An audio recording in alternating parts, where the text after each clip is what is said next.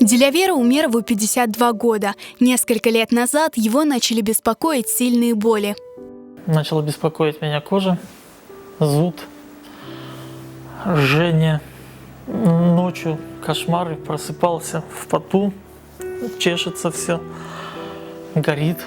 Взяли кожу на биопсию, послали на обследование, и оно мне показало, что это не ходжинская лимфома, Т-клеточная, грибовидный микоз. Дилявер Умеров работал в сельсовете, отвечал за электрохозяйство. Потом его должность сократили, и он устроился на работу в Крымэнерго.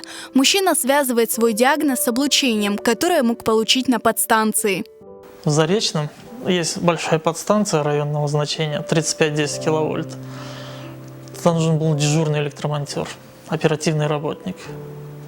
Ну вот, работая там, я думаю, один из векторов откуда появилось. Это так как там на территории подстанции большие магнитные поля, я мог получить магнитное облучение непосредственно на территории этой подстанции, так как помещение дежурного электромонтера находится на территории подстанции, но не за ее пределами, хотя по правилам должно быть находиться за ограждением.